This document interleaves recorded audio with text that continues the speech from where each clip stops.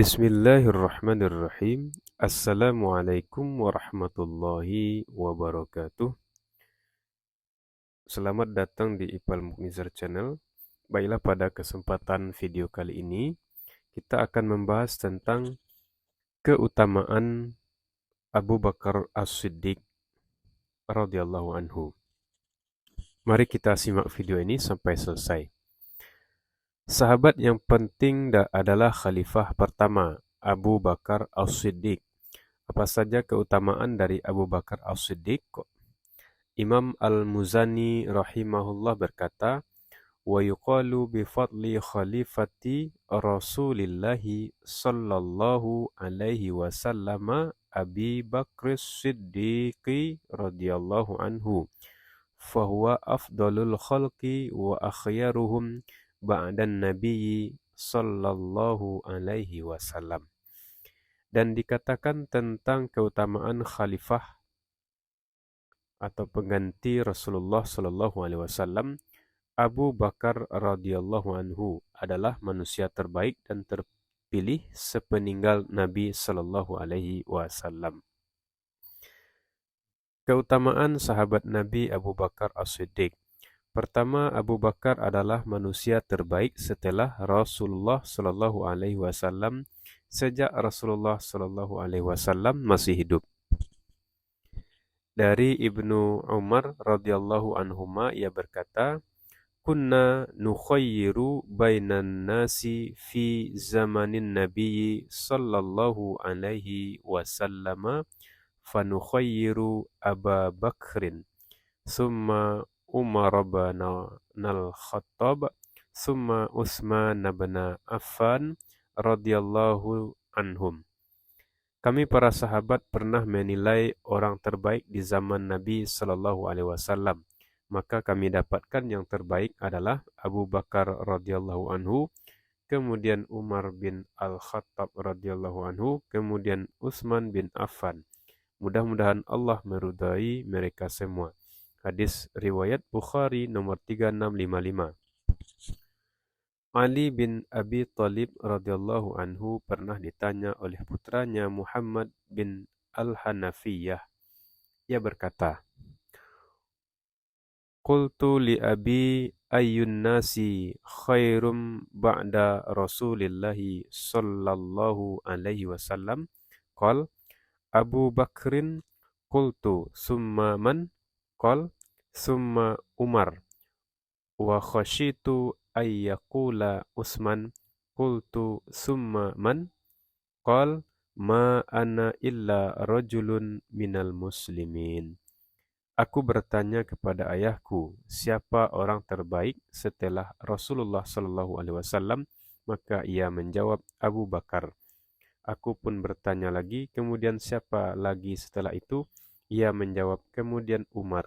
Aku khawatir bila ia akan menjawab Utsman setelah itu, aku pun segera memotongnya dengan bertanya, kemudian engkau? Ia menjawab, aku hanyalah seseorang dari kaum muslimin. Hadis riwayat Bukhari nomor 3671. Kedua, Abu Bakar selalu menjadi orang kedua setelah Rasulullah Sallallahu Alaihi Wasallam pada kesempatan-kesempatan khusus. Ali bin Abi Thalib radhiyallahu anhu mengatakan ketika hadir pada wafatnya Umar bin Khattab radhiyallahu anhu, in kuntu la arju an yaj'alakallahu ma'a sahibaika li'anni kathiran ma kuntu asma'u Rasulallahi sallallahu alaihi wasallam yaqul kuntu wa Abu Bakrin wa Umar wa fa'altu wa Abu Bakrin wa Umar wantalaqtu wa Abu Bakrin wa Umar. Aku sangat berharap Allah akan mengumpulkanmu bersama dua sahabatmu, Rasulullah Sallallahu Alaihi Wasallam dan Abu Bakar. Sungguh sangat sering aku mendengar Rasulullah Sallallahu Alaihi Wasallam mengisahkan, aku pernah bersama Abu Bakar dan Umar, aku telah mengerjakan bersama Abu Bakar dan Umar, aku telah pergi bersama Abu Bakar dan Umar. Hadis riwayat Bukhari nomor 3677. Saat terpenting adalah kebersamaan Abu Bakar ketika Rasulullah Shallallahu Alaihi Wasallam berhijrah ke Madinah. Hingga kesempatan ini terukir indah dalam Al-Quran dengan menyematkan kepadanya gelar sahabat. Allah Ta'ala berfirman, "Illa tansuruhu faqad nasarahu Allahu idh akhrajahu allazina kafaru saniyasnaini idh huma fil ghari idh yaqulu li sahibihi la tahzan innallaha ma'ana." Jikalau kamu tidak menolongnya Muhammad, maka sesungguhnya Allah telah menolongnya, yaitu ketika orang-orang kafir musyrikin Mekah mengeluarkannya dari Mekah, sedang dia salah seorang dari dua orang ketika keduanya berada dalam gua. Di waktu dia berkata kepada temannya, "Janganlah kamu berduka cita, sesungguhnya Allah beserta kita." Quran Surat At-Taubah ayat 40. Kejadian ini juga diceritakan sendiri oleh Abu Bakar radhiyallahu anhu dalam hadis yang sahih, "Nazartu ila aqdamil musyrikina ala ru'usina wa nahnu fil ghar. Fakultu ya Rasulallahi law anna ahadahum nazara ila qadamaihi abasarana tahta qadamaihi. Faqal ya Aba Bakrin, ma zannuka bisnainillahu salisuhuma." Aku melihat kaki-kaki kaum musyrikin berada di atas kepala kami ketika kami di dalam gua. Maka aku katakan, "Wahai Rasulullah, sesungguhnya seseorang dari mereka melihat ke arah kakinya, niscaya dia akan melihat kita di bawah kedua kakinya." Maka Rasulullah Shallallahu Alaihi Wasallam, "Wahai Abu Bakar, apalah yang kau perkirakan terhadap dua orang yang Allah menjadi pihak ketiganya? Bagaimana pendapatmu tentang dua orang yang ditolong oleh Allah Azza wa Jalla sebagai pihak ketiga?" Hadis riwayat Bukhari nomor 3653 dan Muslim nomor 2381. Ketiga, Abu Bakar adalah orang yang paling dicintai oleh Rasulullah Shallallahu Alaihi Wasallam. Suatu ketika Rasulullah Shallallahu Alaihi Wasallam menugaskan sahabat Amr bin Al-As radhiyallahu anhu untuk memimpin pasukan Zatus Salasil. Maka ia pun menghampiri Rasulullah Shallallahu Alaihi Wasallam dan bertanya, "Ayyun nasi ahabbu ilaik?" Qal Aisyah. Fakultu marrijal? Faqal abuha. Qultu summa man? Qal summa Umar ibnul Khattab. Fa'ad dari jalan. Siapakah orang yang paling engkau cintai? Beliau Shallallahu Alaihi Wasallam menjawab, "Aisyah." Aku bertanya, "Maksudku dari kaum laki-laki?" Beliau pun menjawab, "Ayahnya, yaitu Abu Bakar." Aku bertanya lagi, "Kemudian siapa lagi?" Beliau menjawab, "Umar bin Khattab." Kemudian beliau Shallallahu Alaihi Wasallam menyebutkan beberapa orang yang dicintainya.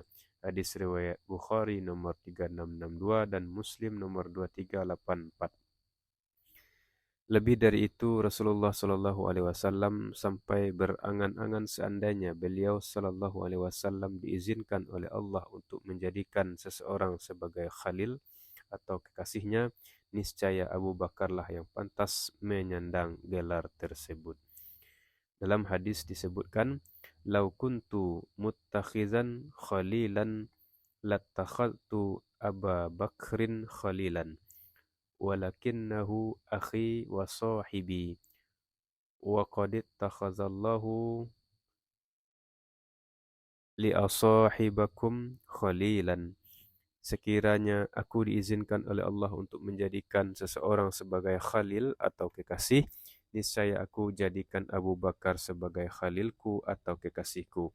Akan tetapi ia adalah saudara dan sahabatku, sedangkan Allah telah menjadikan sahabat kalian ini diriku sebagai khalilnya.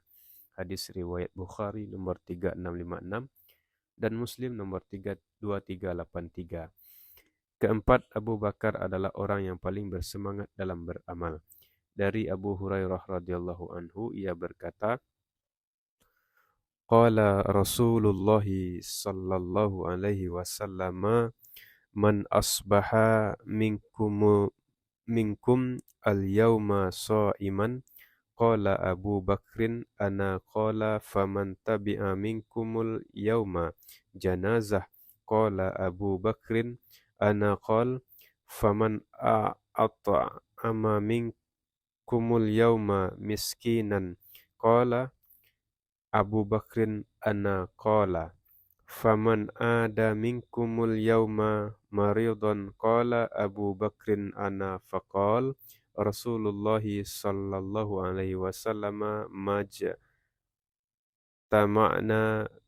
fi amri'in illa dakhalal jannah.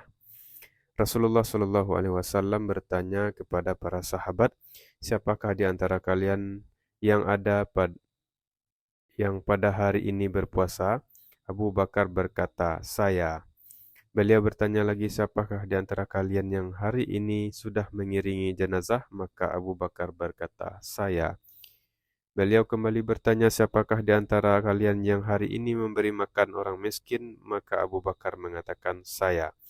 Lalu beliau bertanya lagi, siapakah di antara kalian yang hari ini sudah mengunjungi orang sakit? Abu Bakar kembali mengatakan, saya.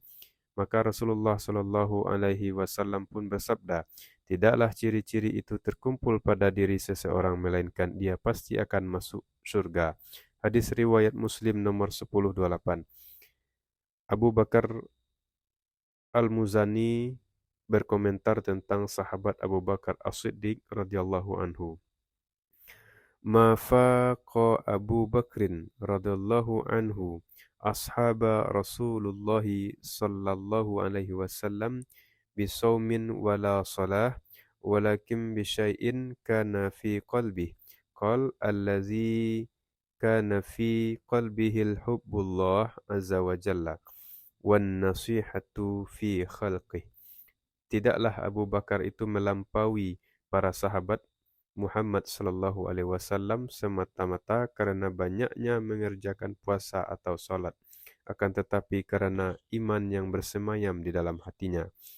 Mengomentari ucapan Al-Muzani tersebut, Ibnu Aliyah mengatakan sesuatu yang bersemayam di dalam hatinya adalah rasa cinta kepada Allah Azza wa Jalla dan sikap nasihat ingin terus memberikan kebaikan terhadap sesama.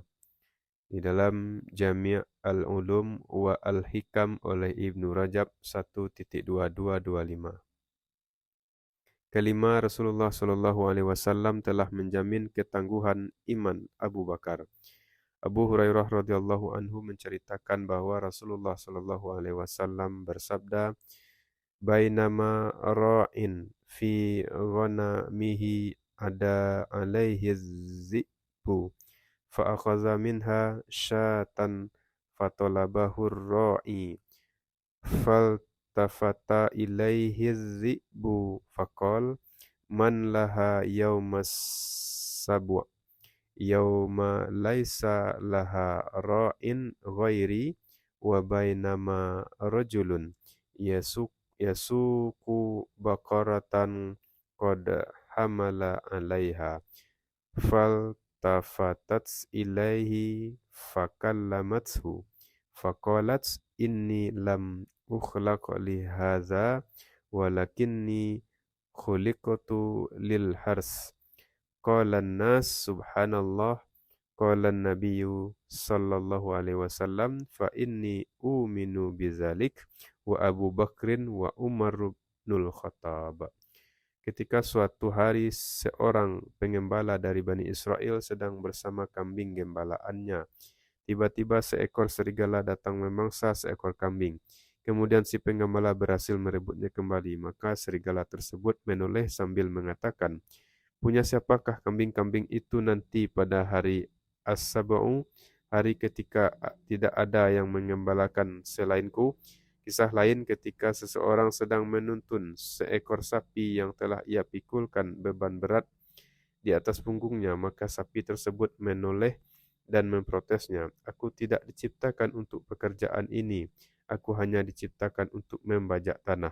Maka orang-orang yang mendengar kisah Rasulullah sallallahu alaihi wasallam terheran-heran sambil mengatakan, Subhanallah. Beliau pun bersabda, Adapun aku, Abu Bakar dan Umar, maka kami percaya dengan kisah ini. Hadis riwayat Bukhari nomor 3663 dan Muslim nomor 2388. Juga dibuktikan bagaimana Abu Bakar mempercayai berita Isra dan Mi'raj. Dari Aisyah radhiyallahu anha, ia berkata ketika Nabi sallallahu alaihi wasallam diperjalankan ke Masjidil Aqsa, maka orang-orang pun mulai memperbincangkannya. Sebagian orang yang sebelumnya beriman dan membenarkannya menjadi murtad. Mereka pun datang menemui Abu Bakar As-Siddiq radhiyallahu anhu seraya berkata, Halaka ila sahibika yaz'amu asra bihil lailata ila baitil maqdis. Apakah engkau mengetahui kalau temanmu mengaku melakukan perjalanan pada malam hari ke Baitul Maqdis? Abu Bakar radhiyallahu anhu bertanya, Au qala zalik, apakah ia mengatakan seperti itu? Iya, jawabnya. Abu Bakar berkata, La in kana qala zalika laqad sadaqa. Andai ia memang mengatakan seperti itu, sungguh ia benar. Mereka berkata, Au tusaddiquhu annahu zahaba al-lailata ila baitil maqdis wa ja'a qabla ay yusbih. Apakah engkau mempercayainya bahwa ia pergi semalaman ke Baitul Maqdis dan sudah kembali pada pagi harinya? Abu Bakar menjawab, Naam, inni la usaddiquhu fima huwa ab'adu min zalika asaddiquhu bi khabaris sama'i fi ghadawatin aw rauhah. Ya, bahkan aku membenarkannya yang lebih jauh dari itu. Aku percaya tentang wahyu langit yang turun pagi dan petang. Aisyah mengatakan, Falizalika summiya Abu Bakris Siddiq. Itulah mengapa beliau dinamakan Abu Bakar As-Siddiq, orang yang membenarkannya. Hadis riwayat Al-Hakim dalam Al-Mustadrak 3.265, Al-Hafiz Az-Zahabi dalam At-Talkhis mengatakan bahawa hadis ini sahih. Keenam, Abu Bakar radhiyallahu anhu memiliki sifat lemah lembut dan pemaaf. Kisah terfitnahnya Aisyah radhiyallahu anha, putri Abu Bakar radhiyallahu anhu, adalah bukti hasadnya atau kedengkian orang-orang munafik terhadap Rasulullah sallallahu alaihi wasallam dan para pengikutnya. Ketika terjadi penuduhan, Mistah bin Utsatsah adalah seorang yang terlibat dalam fitnah tersebut. Padahal Abu Bakar radhiyallahu anhu selama ini yang memberinya nafkah. Maka beliau marah dan bersumpah untuk tidak memberikan nafkah kembali. Hingga turunlah firman Allah Azza wa Jalla, وَلَا يَأْتَلِ أُولُو الْفَضْلِ مِنْكُمْ وَالسَّعَةِ أَنْ يُؤْتُوا أُولِي الْقُرْبَى وَالْمَسَاكِينَ وَالْمُهَاجِرِينَ فِي سَبِيلِ اللَّهِ وَلْيَعْفُوا وَلْيَصْفَحُوا أَلَا تُحِبُّونَ أَنْ يَغْفِرَ اللَّهُ لَكُمْ وَاللَّهُ غَفُورٌ رَحِيمٌ. Dan janganlah orang-orang yang mempunyai kelebihan dan kelapangan di antara kamu bersumpah bahwa mereka tidak akan memberi bantuan kepada kaum kerabatnya, orang-orang yang miskin dan orang-orang yang berhijrah pada jalan Allah. Dan hendaklah mereka memaafkan dan berlapang dada. Apakah kamu tidak ingin Allah mengampunimu? Dan Allah adalah Maha Pengampun lagi Maha Penyayang. Quran Surat An-Nur ayat 22.